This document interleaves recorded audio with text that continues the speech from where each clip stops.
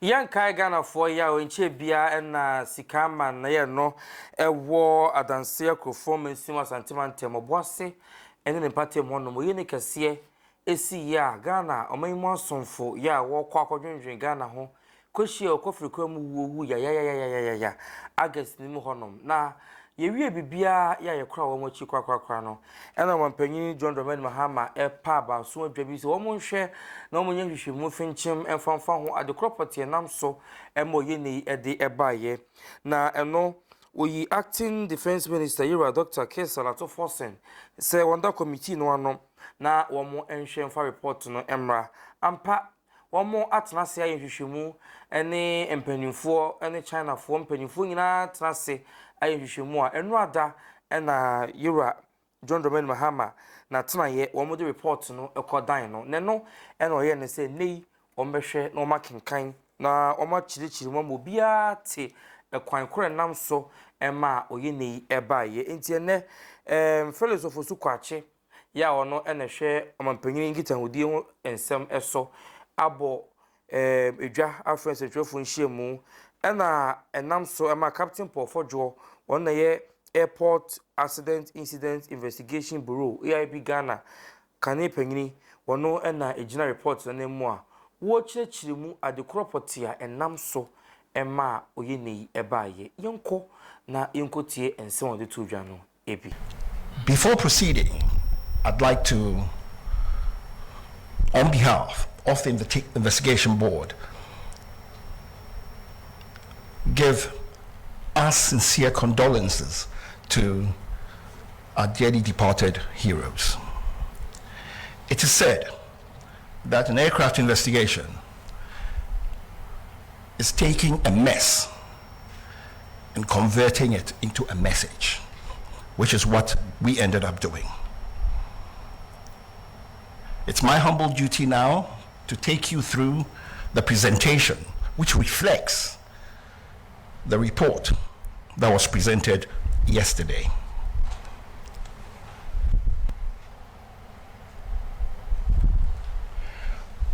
On Wednesday, 6th August 2025, the Z9EH tail number Golf Hotel Foxtrot 631 helicopter operating a scheduled flight from Accra to Obuasi was involved in a crash at Dampier Forest Reserve of Anochikro, Brofiejo, in the Adansi Ekrufom district, Ashanti region.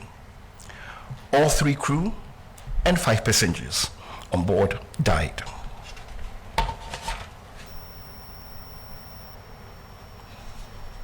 The President of the Republic of Ghana, His Excellency John Dramani Mahama, directed the Acting Minister of Defense to constitute an accident investigation board. The Ministry of Defense, on the 25th of August 2025, announced through a press release the establishment of the board mandated to inquire into the causes and circumstances leading to the Z9 Echo Hotel helicopter accident.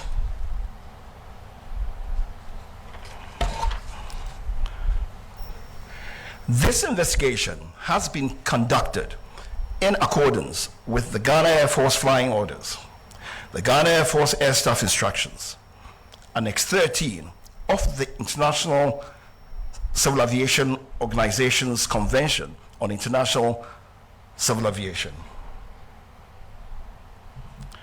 Generally, investigations under these regulations are conducted to determine circumstances leading to the accident and prevention of future accidents and incidents.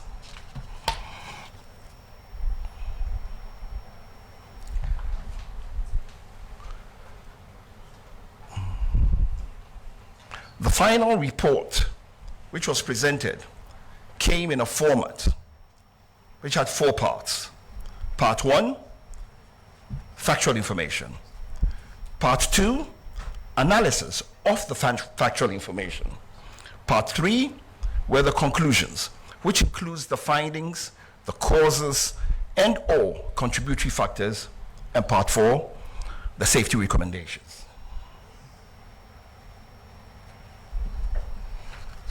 The composition of the board. This is now getting into the methodology of the investigation. The composition of the board had national security, Ghana Armed Forces personnel from the Aircraft Accident and Incident Investigation and Prevention Bureau, Ghana, National Intelligence Bureau, and we had some staff from the US Air Force also with us.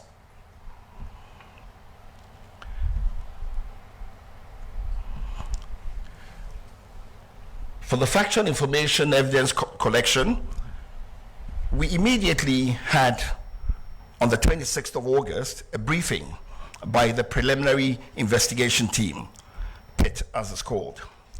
Now, the preliminary investigation team were sent out on the same day of the accident by the Air Force.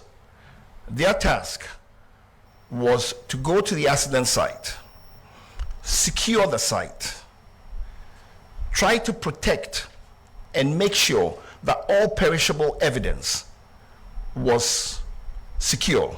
Now, when we speak of perishable evidence, we mean things like information, things like memories, because people forget after a short time. They also have the duty of making sure that in as much as possible, they can capture and do a wreckage diagram of all the parts and so on that were around the crash site, because all these help in deducing what actually caused the accident. So we had a briefing by the PIT team, and they handed over the PIT report.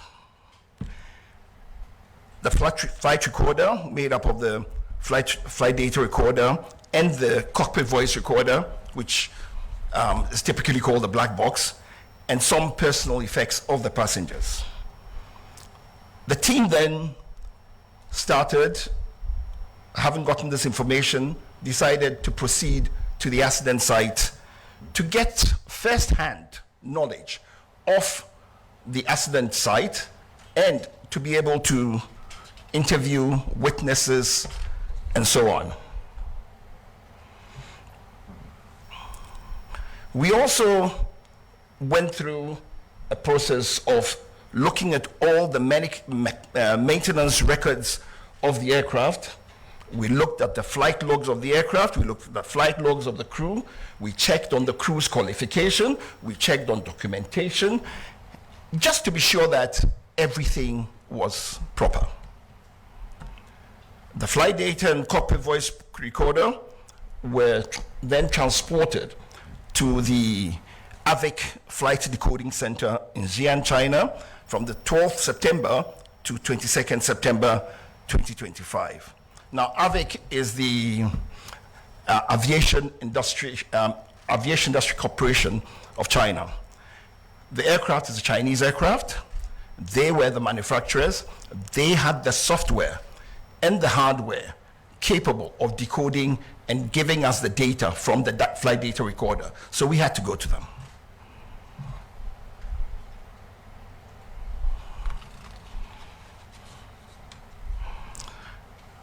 We also decided, as is normal with investigations, to look at the human factors and operational information. We looked at the medical and psychological records of the flight crew. Interviews were conducted with pilots, engineers, superiors, to assess the crew's proficiency, training history, and operational culture. We also actually interviewed their families and so on. We left no stone unturned.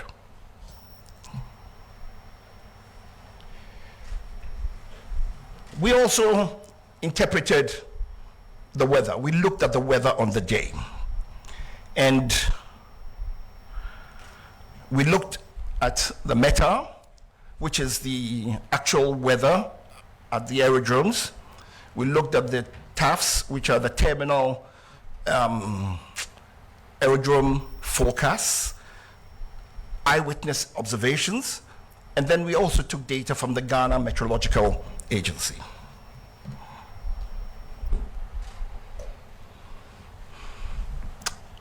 Next, the investigation team decided to look at the whole organizational and systemic processes under which the aircraft was operated. So we examined the Ghana Air Force policies, their flying orders, and their operational oversight mechanisms. We looked at crew authorizations. We looked at the air tasking order procedures. Because, for instance, for the particular day, the task order that had been given was to fly the Minister of Defense and his party from Accra to Obuasi and back. We looked at Air Force oversight, its safety culture, and the adequacy of risk management systems.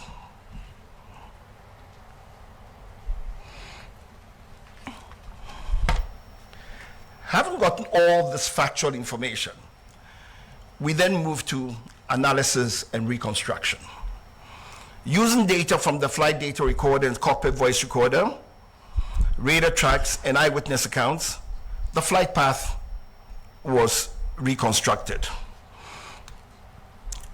We also looked at various analysis of several data and other similar accidents. And then we pieced together the sequence of events leading to the accident. From that, we came up with our findings and causes, and then finally the safety recommendations.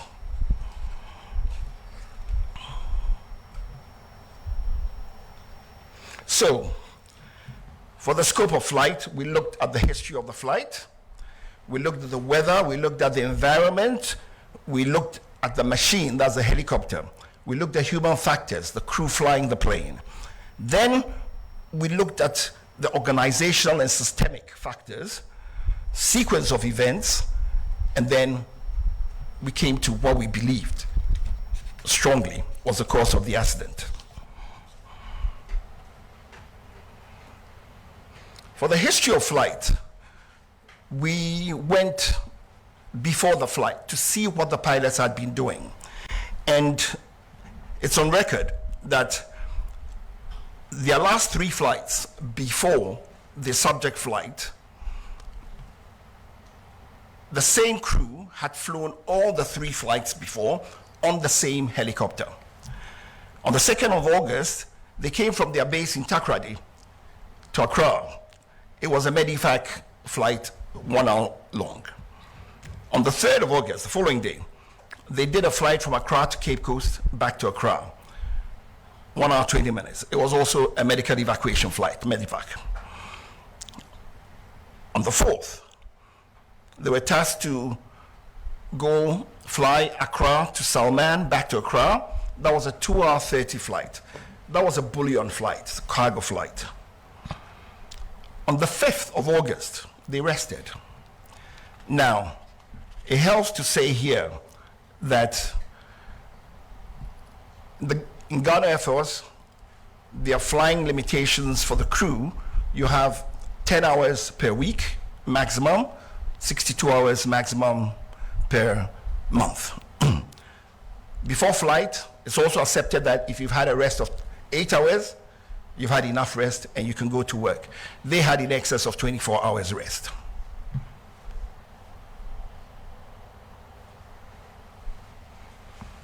On Wednesday, 6th August, the crew for the Z9 aircraft, call sign, ISCAP, Hotel Romeo, India, planned to execute the task order for the Ministry of Defense.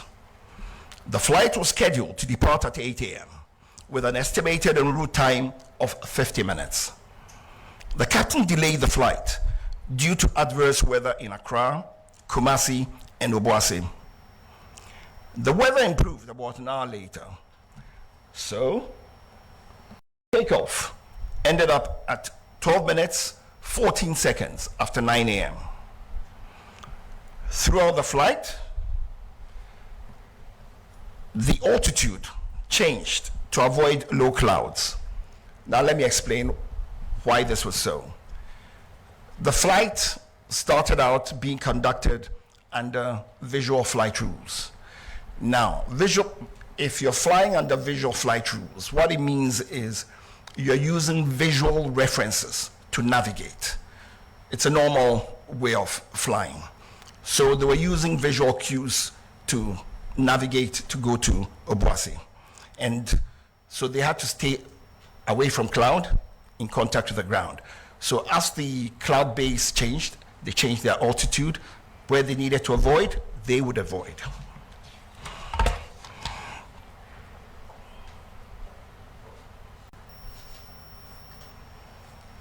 I'd like you to take a look at these two pictures.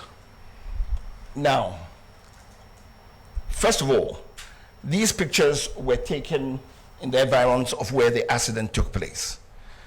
Take note, it wasn't taken on the day of the accident, but it's just representative. The picture on the left shows the morning weather and shows you the visibility, gives you some idea of the visibility on the day. The picture on the right is taken from the same place, looking at the same area, and you can clearly see that you can make out the ridges in the terrain over there. And it's noteworthy that on the day of the flight, this visibility you are seeing that I'm telling you, you can't even see that as you can see. On the day, the visibility was much worse. From eyewitness accounts, the visibility was down to close to 200 meters at some point. This also shows a picture of actual weather from a passenger who was on board the aircraft, just to give you an idea.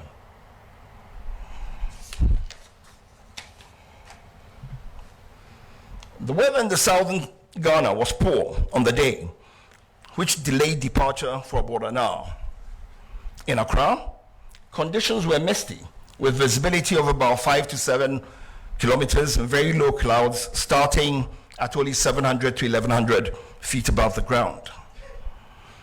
While the situation improved slightly later in the morning, the early hours were dominated by haze and overcast skies. In Kumasi, the weather was worse, with drizzle reducing visibility to around 4 kilometers and heavy low clouds sitting just 600 to 900 feet above the ground. Only Accra and Kumasi Aerodrome were available. Only Accra and Kumasi Aerodrome weather were available.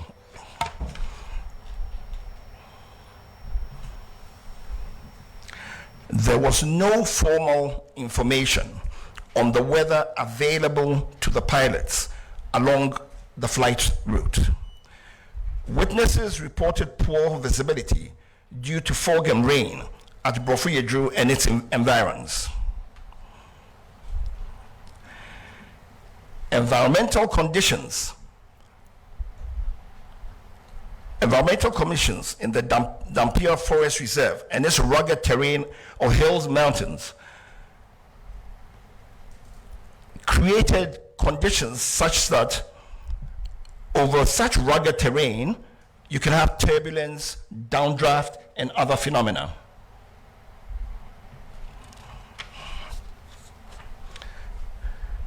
Now to look at this is what we're talking about. This is a known aviation phenomena when you have such rugged territory. And what ends up happening is turbulent wind currents occur usually around ridgelines, mountains, and hills, and can generate sink rates in excess of 1,000 feet a minute in moderate wind conditions. These sink conditions can often exist well above the barrier that induces the eddies.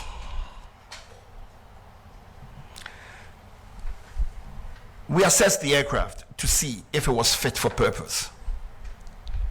The helicopter entered the Ghana Air Force Service in May 2015, having been manufactured in 2012, and it reached its 10-year service threshold on 18th May 2025. aircrafts have periodic checks to make sure that they are fit for service. The Air Force has 25-hour checks, 50-hour checks, and 100-hour checks. The 10-year check for the helicopter is what was mandated for this helicopter.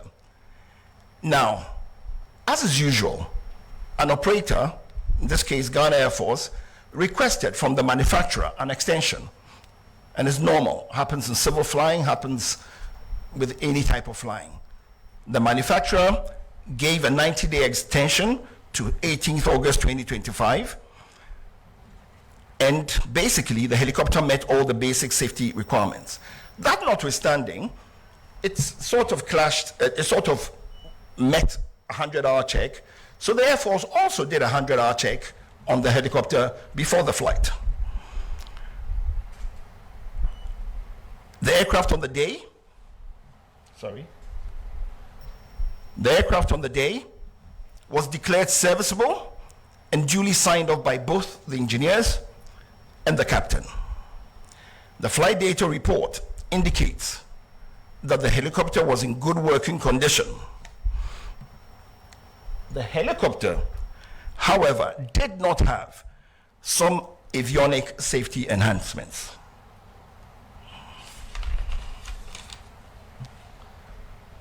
As I said before, the aircraft was serviceable and airworthy. The additional safety equipment that the helicopter did not have were things like the helicopter terrain awareness system or the enhanced ground proximity warning system, as you may choose, advanced navigation with terrain mapping, an automatic flight control system. And I would say that these safety equipment would have enhanced situational awareness. For instance, it didn't have an autopilot. That's advanced, the automatic flight control system, so that the crew had to manually fly the plane. So it sort of increases workload. Typically, you want to have a plane that has an autopilot. All the civil planes use autopilots, and the workload on the pilots is very low. It gives you the chance to do things and to think easily, and so on and so forth. Despite all this, the aircraft was in a good condition to fly and met all safety requirements. The investigation has recommended strongly for aircraft with these additional safety enhancements to be acquired immediately for the Air Force.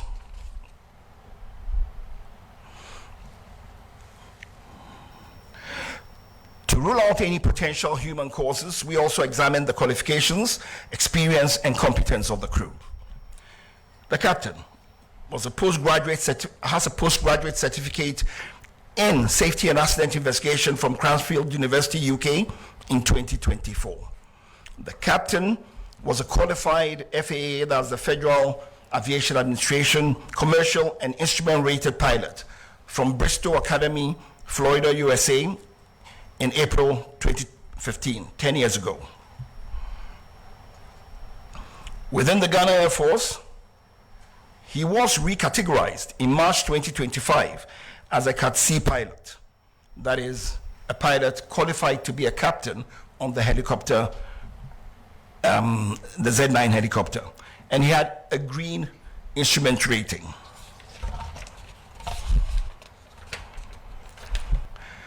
In the Air Force, they have gradings for pilots, categories for pilots from A to D. D being, depends on what you call high and low, D being for the initial, sort of, and then you go all the way to A. It's interesting to note that for quite a while, and as at now in the Air Force, the highest category is Cat C. So the pilot was totally competent to be flying this plane.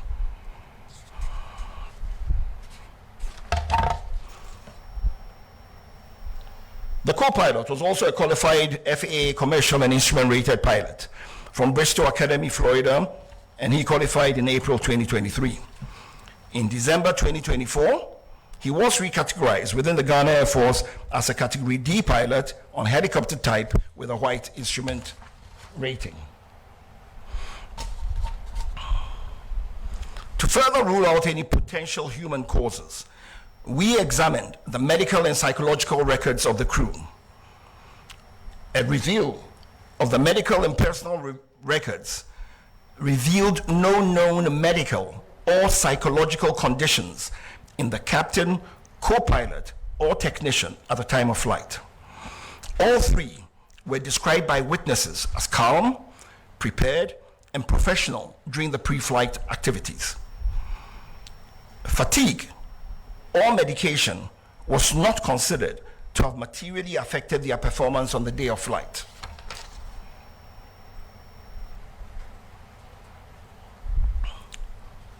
Now to the sequence of events. The flight departed Accra under visual flight rules in marginal weather. The flight to Brofuyedro was uneventful.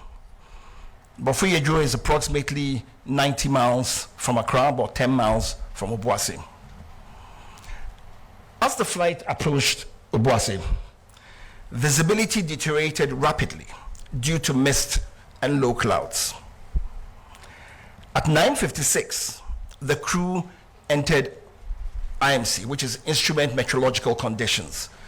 To the layman, it is they flew into clouds because they no longer could stay away from the clouds, so they flew into clouds and transitioned to IFR. Now, IFR is Instrument Flight Rules. So what it means is they now transitioned from navigating using visual cues to now navigation solely on the aircraft's instruments.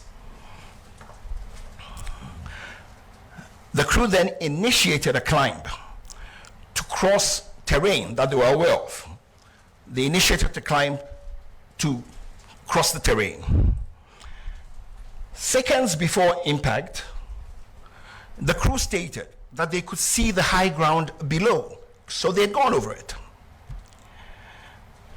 Suddenly thereafter, the helicopter that was flying up without any change in its power or in the pitch which we use to go up and down, suddenly lost height and impacted a ridgeline at about 1370 feet above sea level. And this was about 6.5 miles from the destination, and this happened at 9:58.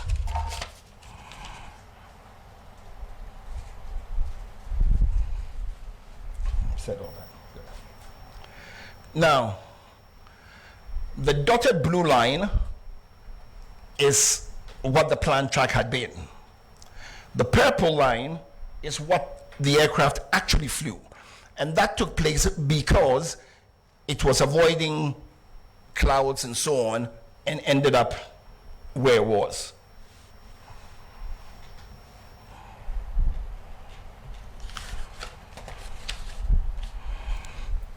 Now to our findings. The helicopter was airworthy, but it lacked additional safety enhancements. For instance, the terrain awareness warning system. Now, you know, the terrain awareness warning system, for instance, is predictive.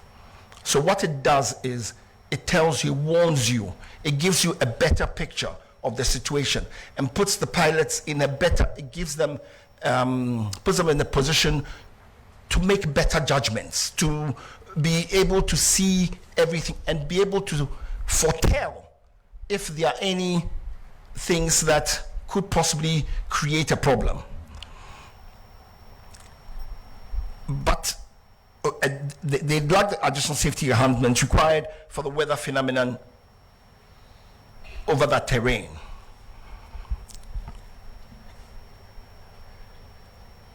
There was adverse weather, there was limited visibility, there was rising rugged terrain, with its terrain-induced complicating factors, and there were no ground-based navigational route aids en route. The investigation would like to say that from everything they gathered, the emergency response was very timely. The fact that the first responders managed to get to the site in about 2 hours was remarkable, because the terrain has very steep slopes. It was raining, it was slippery. So it wasn't the easiest thing to do. When we went to the site, it was also raining and it was very slippery. And we struggled using sticks and everything to try to get up there. So looking at everything, we would say very confidently that the emergency response was very timely. The investigation determined that the accident was caused by the sudden loss of altitude and lift due to downdraft.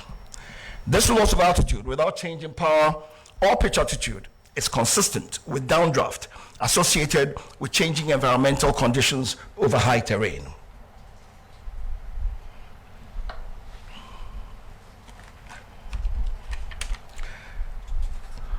In our findings also, we said there's limited national navigational capacity, a capability for en route and remote area weather services. We also looked at training and realized that the Air Force doesn't have much simulator training. We looked at flight monitoring and realized that there was no flight data monitoring also taking place.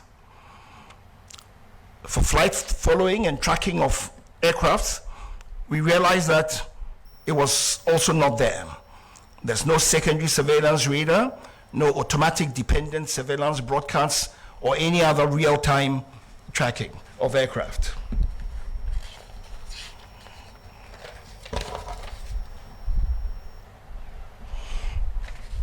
Our safety recommendations. There is a definite need to modernize the fleet of the Ghana Air Force. We have recommended that the Air Force acquire modern aircraft with terrain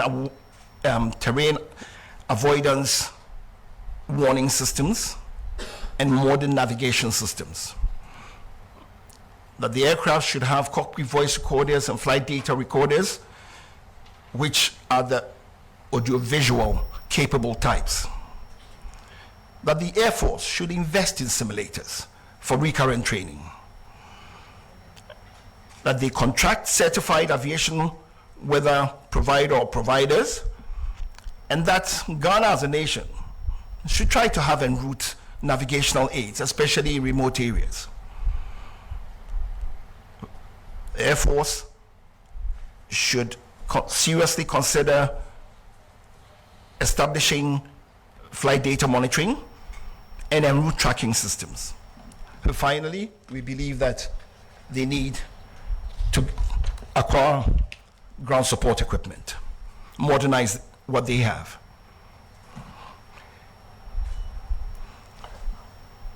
In conclusion, the helicopter accident was an unfortunate and sudden weather-related accident. Implementing the safety recommendations will prevent the reoccurrence of future accidents. At this time, before I take any questions, I just want to give a few acknowledgements.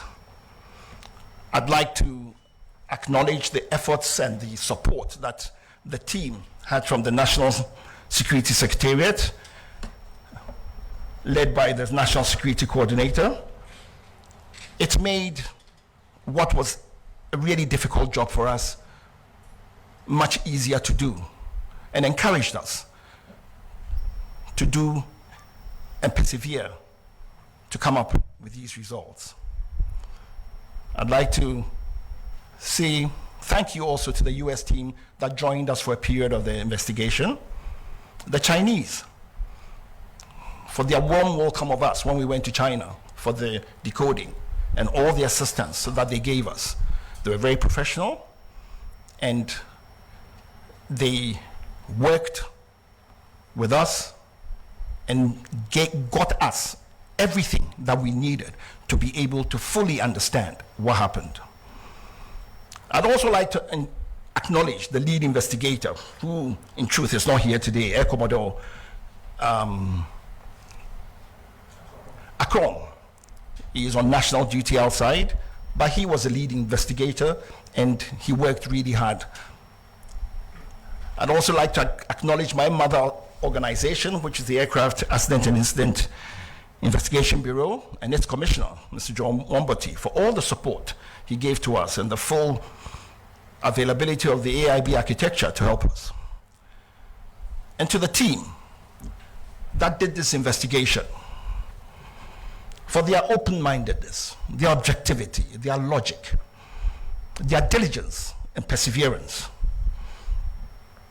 and their dedication and commitment for over 2 months, working close to 7 days every day, sometimes from morning 9 till 9 at night, because we knew the country was hungry to know what had happened. And finally, I'd like to thank God for blessing us and giving us the fortitude, the mindset, and for guiding us to come up with this report, which we hope will bring closure to the families of our departed heroes and to the nation. Thank you. Awusuafo enti sei na esi eyeye ehun chirimu ena mpanifo ede aba no ne tofo bom nyina ene se enam ewiemu nsakraye ya ankoyi enti ena oyene ebaye Captain Paul Fojo ono ena ede reporti ebreye ye gina we so na ye de ya konsem ede ama abusua Ghana nyina ewade a ya hwere ho ye bɔ mpa ye se we de ebe pare ye kura ebiem ewo yamanyosi mwana yabakosem nyina emu aha ADUMASA TV midin dia tesem hene kwaku yeda ase ene mobre.